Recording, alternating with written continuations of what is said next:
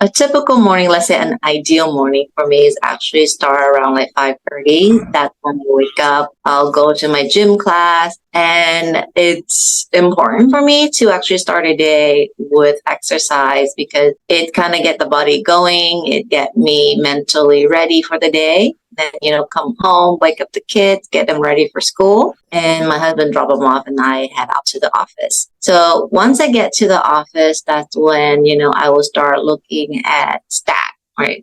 Where are we at in terms of how many properties are on the market? What do I see as how many property going pending? How many property closing? What property are coming off the market? It gives me a sense of what's going on. And then the day-to-days are different because as a realtor, every day is not the same. And I think that part of what I enjoy because, otherwise I feel like it would be very, very boring. So someday, I think beginning of the week is just looking at what are we have planned for the week?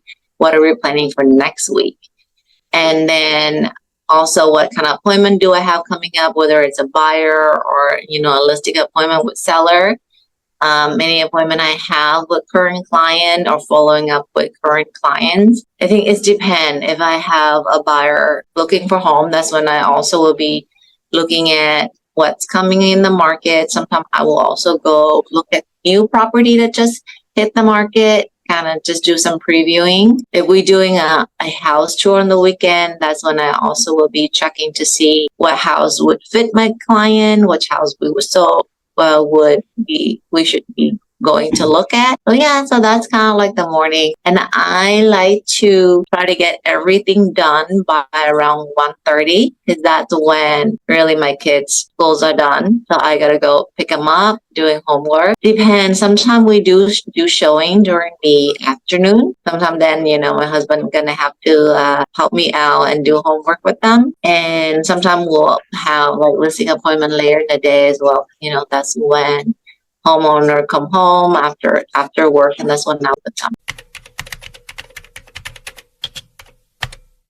So I am naturally an introvert. So when I became a realtor, I recognize that, this is a sales job because our title is a real estate sales agent, right? It has sales in the name. And when you are doing sales, you have to talk to people. So how do we talk to people? How do I be comfortable being out and about? And not just talking to people, I also have to network because who in this business matter, especially when we're writing offer, we negotiating. If you know the other agent, it helps a lot. It helps a lot in getting a contract through. And so that's when I was like, okay, now we got to learn how to be a little bit of an extrovert. I actually started with the Women Council Realtor. Their mission is all about helping women grow professionally and personally in the field of real estate. And so I joined them. I learned so much. There was so much growth there. And I also became the president for our Silicon Valley chapter here. And that really forced me to be out in front, to be to be standing up, talking to people, making speech. And I think it just practicing of being around people. We go to meeting or we go to networking event, right? I have to be intentional, right? Who am I out there to meet? Who do I want to network with? What relationship do I want to build? And and part of it too is to not overthink it. And it's simply just walking up to someone and say, hi, my name is Thuy. What's your name? What do you do? And how can I help you? How can I add value to you? And that's kind of how it started. And now people think I'm a social butterfly, which I'm really not. Of course, when I first started, it was just mainly me. So I have you and Rachel to help me in many, many aspects because what I've learned is that you have to delegate, right? You can't do everything because like I used to be a control freak and I want things a certain way, but that just put too much restraint and stress on myself. And so I learned to be like, okay, somebody else can do a job just as good as me, maybe even better, even though they have maybe a different way of doing what I want them to do, as long as they get the result I'm looking for, then that is perfect. So part of it is delegating. And our office is really wonderful. Our marketing team here, they're great at helping me with marketing and sending out flyers, sending out newsletters, things like that. And I have my assistant to help with a lot of things on social media or when we're prepping for a house, all the marketing and getting things ready. When it comes to at home, I mean, I would love to have like a housekeeper, but this is a Bay Area. It's pretty expensive to have something like that. So it's me and my hubby, and he's actually really amazing and very supportive and very family oriented. So he's always there to help out too. I think without kids too, I used to be when I had one, my standard was very high. I'm like, it must be this way. They gotta do this at this time. They gotta eat this, and there's so many things when you only have one. But I have three. When you have three, I think you can't be too strict about when they go to bed or how many activity they have to have. Like for me, I know, and even for me, I see other parents who do so much more for their children. They do like dancing, gymnastic, hockey, and all sort of stuff. With my children, I just ask them one activity. Like if they want to do parkour, if they want to do gymnastic, if they want to do music, just one. That's enough for me because it also takes a lot of time too for me to drive around, take them to different classes. And so it factor into like, okay, there's a time for me to work on my career. There's time for my husband to work on his career. And there's time that we have to work on raising the kid. And so all of that has to factor into the day. And we all have the same 24 hours. And so what would make sense that we can all do and still be happy. And for me, number one priority is spending time with them. It's not shuffling them from one activity to another. What they need is time together. And when we spend time together, that's when it's the easiest to teach them new ideas, teach them about growing, teach them about being consistent about life, teach them about goals, teach them about vision, the things that I feel are important, and the tool that they need so that when they are an adult, they can take these tools and be successful in whatever they do. Because I feel like, you can do gymnastic and dancings and piano and tennis and all that stuff. Those things are fun. But those things they do with other people, they're not really necessarily doing with you, right? If you do listen. So our philosophy more is that rather than taking tennis lesson, let's do tennis together or even do pickleball together. So in the evening, we would, when the weather permit, we'll play pickleball together, we'll play basketball together. So those are the time that everybody's having fun. We're making amazing memory. And those things I feel is what make an amazing and happy childhood.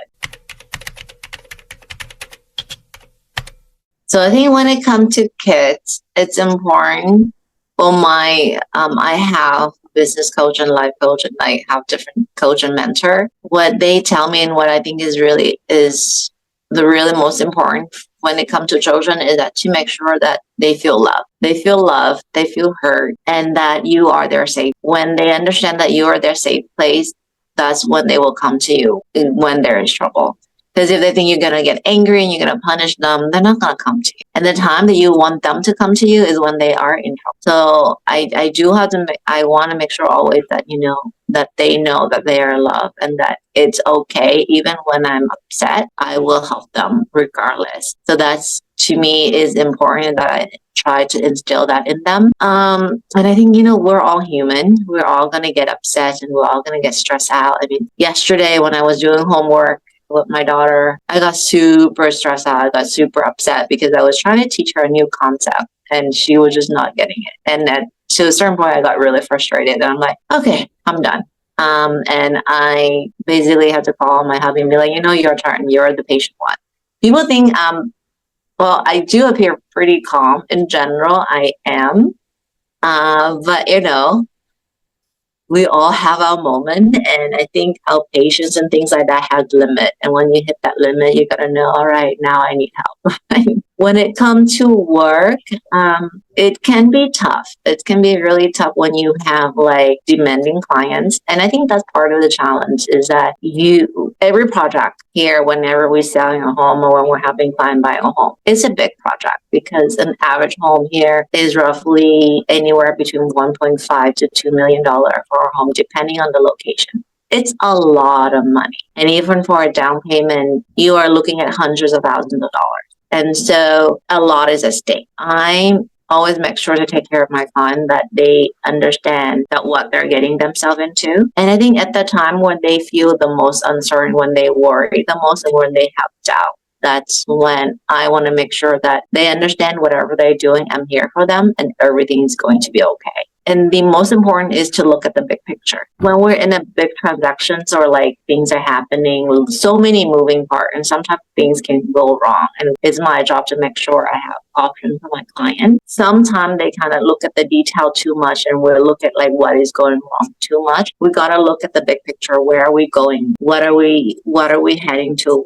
And not worry too much about the detail. And it's easy for me to say that, but when you're in a transaction, especially like here's an example, I was representing the seller and we are literally days away from closing and the buyer has issue with the loan. And it's part of it is because they're changing job in between and it kind of make things fell apart with the original lender. And so they have to scramble and get a different lender, which means that it is going to extend the closing date potentially. And who knows, maybe I'm not representing the buyer. They're not going to tell me everything I need to know. Oh, I want to know. They're going to only tell me the things that will help them stay in contract with us because they don't want us to kick them out and sell it to somebody else. And in those moments, it's really tough for the homeowner, the seller, because they're not sure. They're not sure if, okay, we're expecting this money to come in so we can buy another property somewhere else, to do a replacement home. And if that's not going to happen, then the house is going to get it back on the market. It's a whole process starting over again. It's a lot of worry, a lot of stress. I can't even imagine, like, they probably didn't sleep very well there than I. So and imagine like me, like I have to worry a bit more for them. I worry double. I worry for the transaction and I worry for them. But I don't show that, right? I have to show up and be like, we're going to make sure that everything works out. Right? And I just got to do what I need to do, making sure that the buyer line up the financing they need. How is their agent? If their agent is really good and they're going to be able to come through, or do I need to also step in and help out? There are plenty of time when I'm like, hey, this is the lender, go call this lender. They're going to be able to do what you need to do. Or when they're doing appraisal and I will give them a heads up, be like, I think this appraiser might under appraisal value or, we're an issue, I will give them a heads up, right? Or so it's just being prepared and planned and making sure that we have options for the client. And that's all I can do, right? At the end of the day, and just make sure that everything's going to come through for them. I'm going to end with this. I think a lot of time whenever I talk to a seller or when I'm talking to a buyer, though probably one of the most common question I get is, when is it the perfect time? When is a good time to buy or when is a good time to sell? There's really never a perfect time to buy or sell. It depends on each person, each individual person, where you are in your life and where you are financially. You have to look at your needs. If the home you're currently living in no longer is a fit for you, then that's the time that you need to consider, do I upgrade? Do I downsize? What do I need to do? And I think I work a lot with older homeowner who have been in their home for 20, 30 years or even more. Making that transition can be pretty scary and can be very uncomfortable too, because you're so used to being in a home for so long. Making that change is scary. And I think then that's really important when you have the right person, the right realtor to help you be prepared for that transition. And the important thing is that look toward the new home that you're going to be living in and how that home is going to fit your need a lot better than that current home. And don't be afraid to make that change just because it's different and new. Because having the right person along the way to help you is going to make that process 1,000 times easier. If you are looking to downsize or you want to upgrade, or actually the term that I would say is right sizing, right? To have the right home to give you the lifestyle that you need. Yeah, give me a call. I'd love to help.